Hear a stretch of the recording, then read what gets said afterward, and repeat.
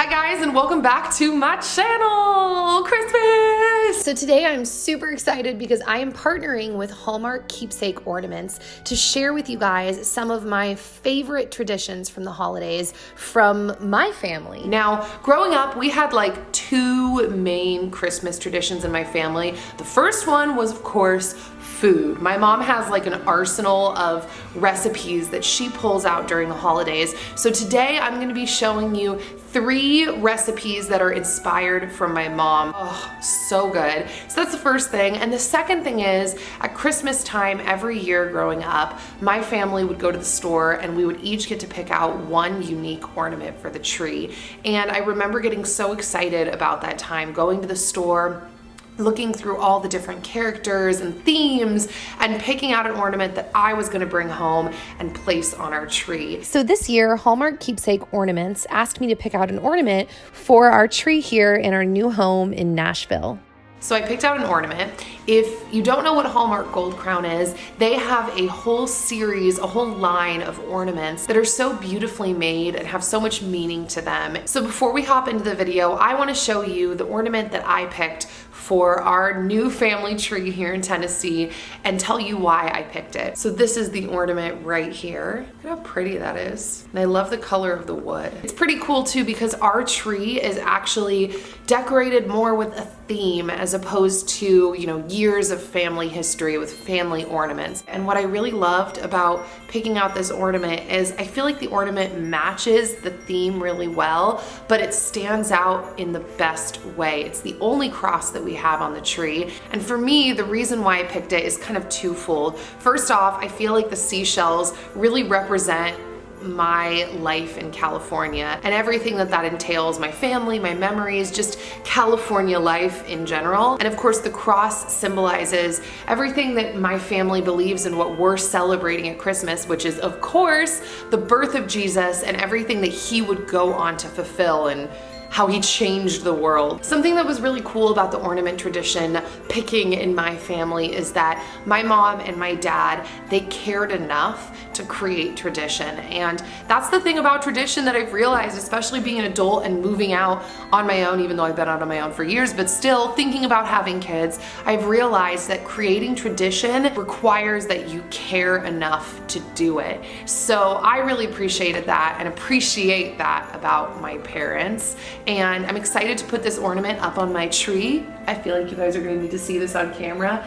And I'm gonna say it again, I love that it's a theme, it matches the theme, but I love what it symbolizes. All right, time to roll into that next tradition, and that is my mom's amazing food. So many of you guys are so nice about my cooking skills or lack thereof on the internet and all the recipes that I share with you. And I always say this, I don't know if I say this on the internet enough, but I definitely say this in real life and think this in my head, that all of my cooking skills and the recipes that I like to make, they all come from my mom. I am the same kind of cook that my mom is, and so this was especially fun because these really are her recipes. And spoiler alert, I already made them. They're all delicious, and when I was eating them, it was really nostalgic. I felt like I was back in California with my mom eating her amazing food. I was about to say making her food, but I really never made it. So this was kind of a miracle. She used to just like make it for us. So the fact that I made it and it came out tasting like my mom's food was just really fun. So with that being said, let's hop into these super yummy, crowd-pleasing holiday recipes. All right, so I'm kicking this off with the 2 recipes that honestly make me think of my mom the most. And that is this chicken noodle soup, which is really a tofu soup, and her mashed potatoes that we used to call party potatoes. So I started off by throwing some veggies in a pot with veggie broth. I forgot to get the shot cutting up the mushrooms, but I did put mushrooms in there, and then you just saw me cut up some zucchini, so I added that in, and then I cut up some sweet white onion, added that to the mix, all the while Bowser stood near the tree and smelled the amazing smells happening in the air. So then I cut up some tofu. This is just some extra firm tofu I picked up at the store, and I added that to the soup as well. And apparently I didn't get a shot of the carrots, but I did have carrots that were put in there too. Oh, and I threw in a sprig of rosemary. I also chopped up some fresh thyme, which is not an ingredient that I use super often, but I can tell you, like, it made a big difference in the soup. It was delicious. So I threw that in the pot, stirred that all together, and then I crushed about 3 cloves of garlic to add to the soup too. Garlic is everything. And then I added a bay leaf and some oregano, and I have to say the bay leaf really helped make the soup as well. The bay leaf and the thyme were like very distinct flavors that reminded me of my childhood. So added that, and then I added some pepper, some salt, some red chili pepper flakes, and then some lemon juice. And then last minute, I actually decided to add a scoop of some collagen protein powder as well. So I added that in, and then while that was cooking, Dan decided to make some fresh egg noodles. That's what my mom always did growing up. She made the noodles from scratch, so it was really cool to see him do it. So he made the egg noodles out of 3 egg yolks, and then he measured some flour, which I'm not sure how much flour was there, so I'll try to put the recipe in the info box down below. It'll actually link you to my blog where I will have the recipes there.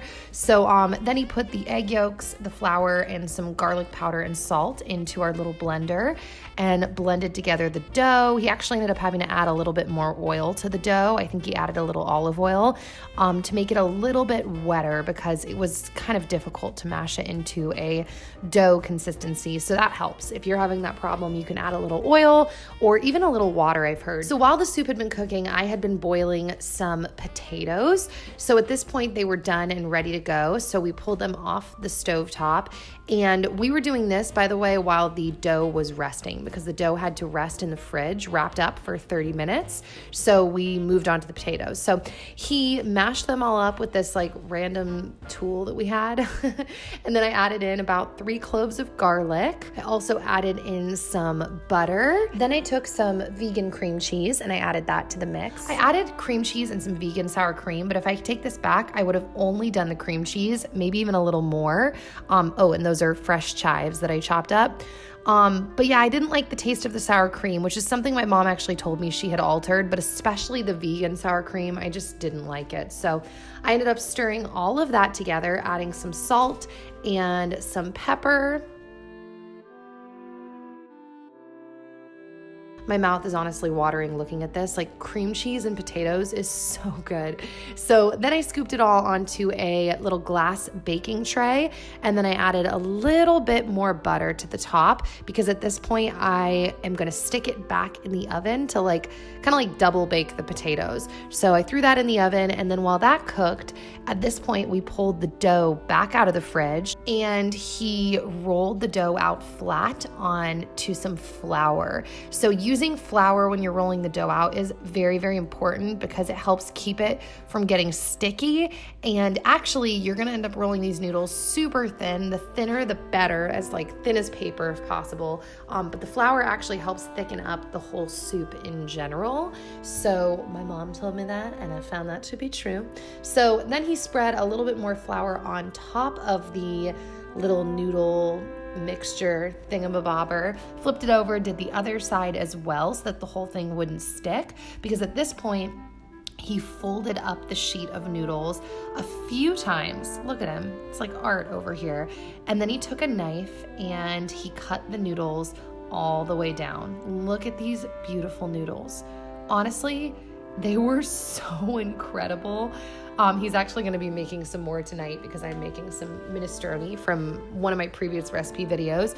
And I can just tell you, these noodles are amazing. By the way, he's still cutting there because he actually made 2 batches, which I'm so glad he did, because the noodles are some of the best part of this soup. It's so delicious. So at this point, the soup was almost done. You don't want to add the noodles in to like the last couple of minutes because they literally cook in like 3 minutes. And I pulled the potatoes out of the oven, added a little bit more chives on top, and voila, guys. Oh, not only Throwback Thursday, like to my childhood, but this was so good. I love both of these recipes so much, and I highly recommend them. So moving on to dessert. Now, my mom was not a huge dessert person, but she did make these fairly regularly, and these are peanut butter chocolate cookies. Now, I made this recipe a healthier version because I think my mom's were more like traditional cookies back in the day. So I ended up making them more like kind of like a protein cookie. So I took the egg whites from 2 eggs and I dumped that in my little bowl. And then I took a little less than a cup of maple syrup, which I know is a lot of maple syrup, but they are cookies. And then I took about a cup of peanut butter, added that to the mix as well. I added about a tablespoon of vanilla extract. Then I stirred all of these ingredients together till I could make it pretty smooth.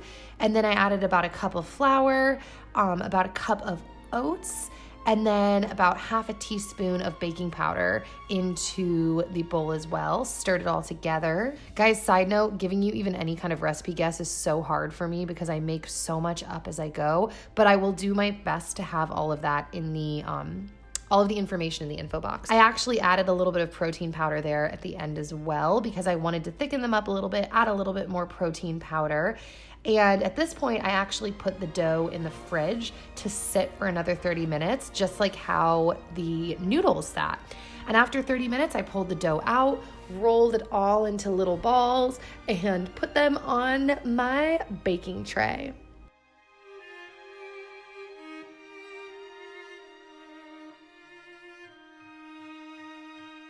After I lined them all up to be baked, I threw them in the oven. I believe it was like 325 for 15 minutes. Baked them up, and wow. Honestly, they smelled amazing without the chocolate, but chocolate takes everything over the top for me. And then I just ripped apart. I had this kind of like natural, healthier chocolate bar in my freezer. So I ripped apart chunks of that and added that to the center of each cookie while the cookie was still warm. So the chocolate kind of melted throughout the cookie. And it was amazing. Honestly, it was just as yummy as the less healthy, quote unquote, cookies that I've had growing up. And they were so, so good. Bowser wanted my food, but I said no. So yeah, guys, that brings us to the end of this video. I hope that you enjoyed this little walk down memory lane with me to my childhood recipes. Thank you so much to Hallmark Keepsake Ornaments for sponsoring this video and working with me and making it so special. Be sure to check the link in the info box, guys, if you want to find your very own special ornament through Hallmark Keepsake Ornaments. I will have that link down below, and I'll see you guys back here soon with another new video. All right, bye guys.